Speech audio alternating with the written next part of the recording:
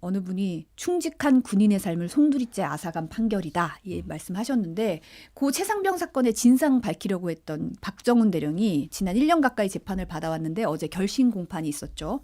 군 검찰이 최고 형량인 징역 3년을 구형했습니다. 영상 잠시 보고 얘기 나누겠습니다.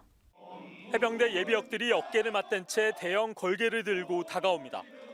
커다랗게 법을 어긴 죄인이 누구인가라고 쓰여 있습니다. 법을 지킨 박정훈 대령은 무죄입니다. 법을 어긴 죄인은 누구입니까?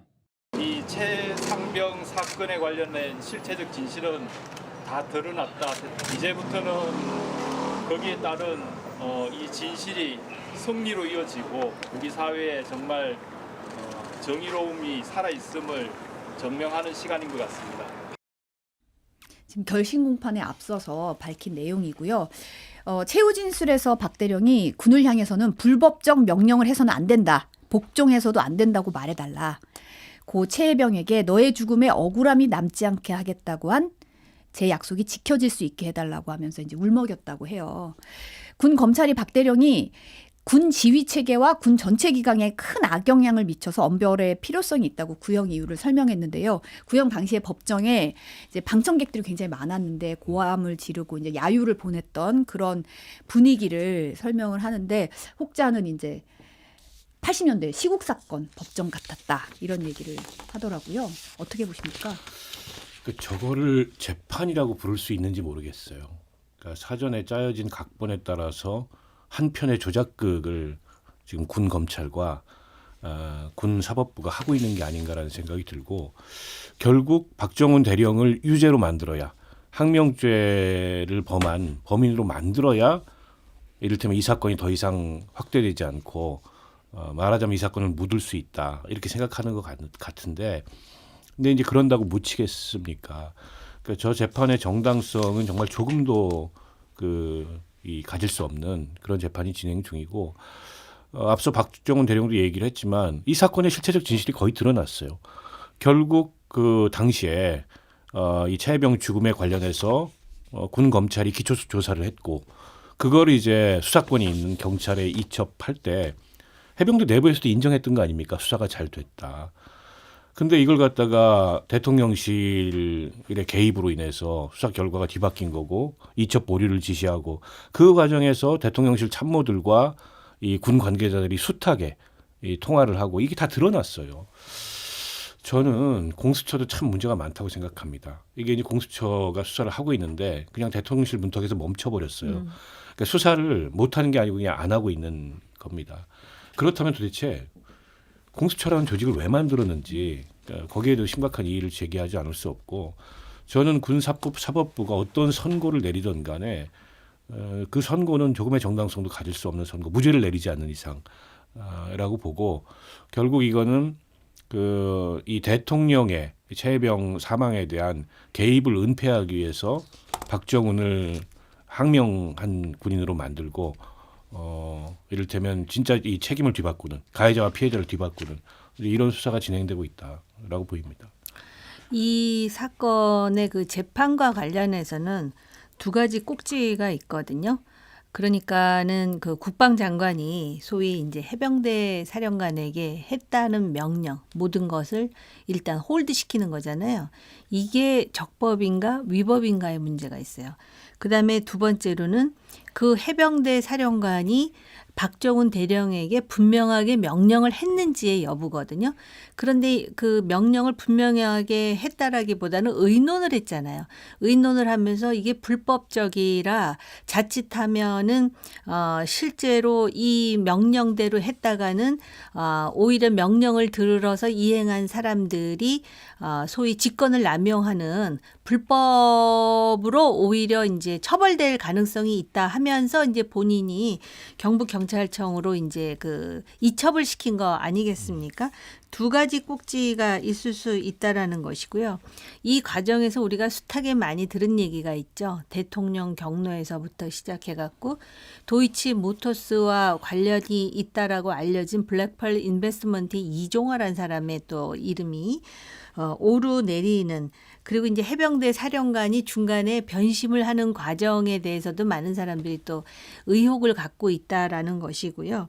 그 다음에 지금 이제 우리가 또 주목해야 될 부분은 이미 박원석 의원님도 얘기하셨지만은 공수처가 소위 대통령실 앞에서 수사를 이제 멈췄다 이렇게 말씀하셨는데, 공수처뿐만이 아니라 경북경찰서에서 소위 그 임성근 이 사람에 대한 무혐의를 또 이제 결정을 내려갖고 이것 자체도 논란이 되고 있는데, 여기에 지금 1심 재판부의 구성원이 또 바뀐다는 이야기가 나오고 있어요. 물론 이제 1심에서 어떤 결론이 내려지든 2심은 이제 아마 서울고법으로 네. 가는 것으로 알고 있는데요.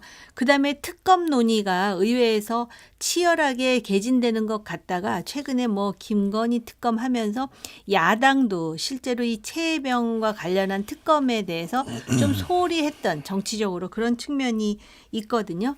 그런데다가 이 사건이 말입니다. 이게 박정훈 대령이 유죄로 나오느냐 무죄로 나오느냐에 따라서 정치적 파장이 엄청나게 커요.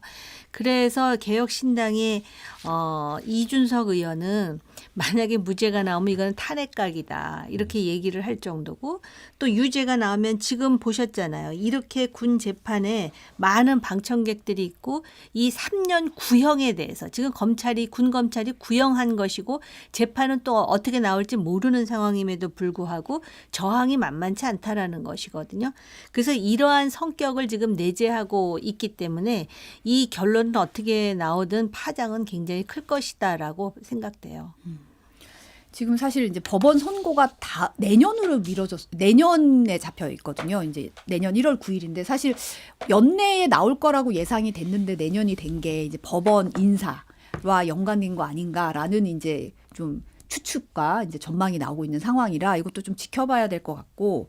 근데 아까도 잠깐 박 의원님 언급하셨지만 최상병이 순직한 지가 벌써 1년이 훌쩍 넘겼어요. 네. 그런데 사망의 책임을 밝히는 검찰 수사, 그리고 수사 외압 의혹을 밝히는 수사 모두 다 여전히 현재 진행 중이고, 이거와 관련돼서 오히려 박정훈 대령만 지금 구형까지 받은 상황이거든요. 누가 봐도 상식적이지 않은 진행 속도입니다, 사실. 지금 유족들이 임성근 전 사단장을 무혐의 처분한 경찰 조사에 의의 신청해서 검찰이 지금 수사를 하고 있고, 그리고 지금 말씀하셨다시피 공수처는 뭐 800, 7070 앞에서 그냥 전화기 앞에서 멈춰 있는 상태죠. 최근에 이제 조만간 참고인과 주요 피의자 조사 재개하겠다. 뭐 용산 관계자들에 대한 조사도 필요한 부분이 있다라고 밝힌 상황이지만 사실 뭐 소환 조사 하나도 못하고 있고, 뭐 수사 인력 지금 반토막 난 상황이고, 이거 이렇게 지지부진한데 어떻게 할 거냐 이런 얘기 나오고 있거든요.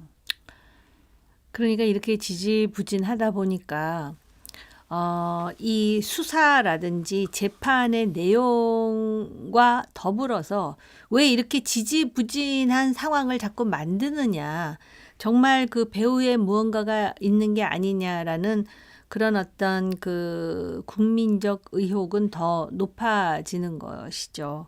지금 지적하신 부분에 대해서 정부나 국방부도 지금, 그리고 심지어는 뭐 군 검찰은 말할 것도 없고 공수처도 답변을 못하고 있지 않습니까? 그런데다가 실제로 지금 사망의 책임이 어디에 있느냐라는 것하고 그다음에 수사 외압과 관련해 가지고 결론이 나지 않는다라는 것, 그 결론이 나지 않는 상황에서 항명을 했다 그러는데, 아까 제가 이미 지적했다시피 항명에 대해서도 이게 지금 그 본인은 항명한 게 아니다. 사령관은 본인에게 명령을 내린 바가 없다라고 분명히 얘기하고 있거든요. 그렇기 때문에 이거에 대해서 명쾌하게 그 결론을 낼 수 없는 저간의 정치적 사정에 대해서 심증은 다들 갖고 있는 것이죠. 그런데 과연 이제 이것에 대해서 공수처도 그렇고 검찰도 그렇고 얼마나 그 진실이 무엇이다라고 자신 있게 밝히는지를 지금 지켜보고 있는 상황이에요. 그러니까 결국 그 손바닥으로 하늘 가리기 하고 있는 거죠. 그러니까 대통령의 경로에서 모든 문제가 시작됐다는 거는 이제 누구나 다 아는 사실이 됐습니다. 결국 대통령의 직권남용에 해당되느냐 이 문제가 남아 있고 그건 수사를 해야 밝힐 수 있는 바인데 거기서 다 멈춰져 있는 상황이고요. 그러니까 사망 책임과 관련돼서 임성근 사단장은 쏙 빼고 6명의 현장 책임자들만 기소를 했는데 검찰이 물론 피의자 전환을 했다고 합니다만 과연 저 수사가 제대로 진행될까? 저는 굉장히 의심스럽고요. 그리고 우리가 지금 기억이 희미해졌지만 이종섭 전 국방장관 이 논란이 커지니까 호주 대사로 임명해가지고 이른바 런종섭 사태를 일으켰고 그게 총선 패배의 큰 원인이 되기도 했잖아요. 그러니까 이 사건이 끝나지 않아요. 그러니까 이게 윤 대통령 책임이 지금은 이제 대통령이 가로막고 있어서 뭐 수사도 안 되고 특검도 결국에는 안 받고 하고 있지만 임기가 끝난다고 생각해 보십시오. 그냥 넘어갈 수 있겠는가? 저는 그냥 넘어갈 수 없다고 생각해요. 그래서 국민들이 뭐 나중에 가서 흐지부지 이 사건을 그냥 잊을 거다라고 생각한다면 착각이고 언제 다시 살아나도 이건 살아난다. 그러니까 결국 지금 저는 공수처 수사도 검찰 수사도 또 군 검찰의 수사도 제대로 진행이 안 되거나 정당성이 없기 때문에 그동안에 특검으로 진상규명을 해야 됐다고 얘기하는 건데 얘기해왔던 건데 저는 한동훈 대표는 이에 대해서 지금 무슨 생각인지 좀 묻고 싶어요. 본인이 지난 당대표 선거 때 제3자 특검 오히려 해야 된다. 우리 당이 앞서서 해야 된다. 그게 이제 안보를 핵심 가치로 생각하는 보수 정당이 국민들이 지금 이 사건에 대해서 갖고 있는 의혹을 해소하기 위해서 앞장서야 될 당연한 그런 태도다 이렇게 얘기했는데 뭐 대통령실하고 그것 때문에 갈등이 없고 당 내부가 반대하고 이러니까 뭐 슬그머니 얘기가 없어졌어요. 지금도 원칙적으로 본인은 그렇게 생각한다고 얘기하지만 당장에 지금 야당에서 국정조사 하자는데 그것조차 지금 사실은 거부하고 있지 않습니까? 그러면 한 대표는 당시에 뭔가 그 당직 선거 과정에서 차별화된 모습을 보이려고 국민들에게 그냥 이 최혜병 사건과 관련돼서 어떤 정치적으로 활용하고 말았다라는 것밖에 안 되거든요. 만약에 지금이라도 한 대표가 그런 의사를 갖고 있다면 최소한 국정조사에는 응해야죠. 특검은 아니더라도. 근데 그게 이제 정쟁으로 확대되니까 못한. 정쟁으로 확대되는 이유는 이 진상규명을 너무 명백하게 그 사건의 실체가 드러나고 있음에도 불구하고 수사도 진상규명도 거부하고 있는 그런 대통령과 여당 때문에 이게 정쟁화되고 있는 거지. 이걸 규명하자고 하는 게 왜 정쟁입니까? 그래서 저는 결국 이 한 대표도 이렇게 되면 공범이 되는 거라고 봐요.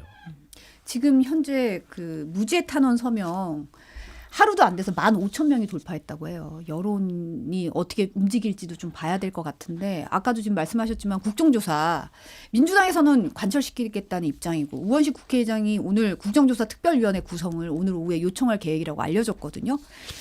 국민의힘이 받을까요? 어떻게 할까요? 안 받겠다 그러죠. 그러면서 뭐 배준영 원내 수석 부대표가 마른 수건을 쥐어짠다고 나올 것은 없다 그러잖아요.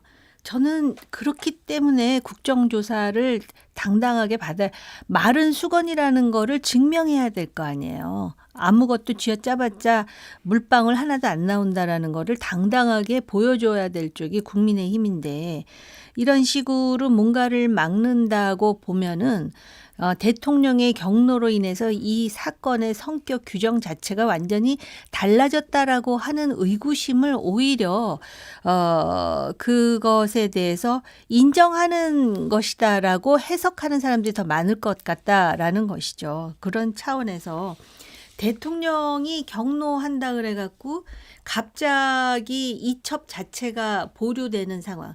그리고 경로라는 말은 그 안에서 내부에서 나왔던 거 아니겠습니까? 이런 것에 대해서 굉장히 답답해 한다라는 것이죠. 유권자들이. 그러면은 이렇게 불신이 계속 쌓이다 보면은 국정 운영 자체도 상당한 그 장애를 받을 수밖에 없어요. 그리고 이 국정조사라는 것이 국회의원 4분의 1이 요구하면 이게 관철이 되는 것인데 그냥 반대한다 그래서 지금 입법부가 주도하는 국정조사를 막을 수가 있을까요? 물론 자신들이 참여하지 않고 이런 식으로는 할 수 있을지 모르지만 그것 자체도 나중에 다 켜켜이 심판의 어떤 소재가 되겠죠.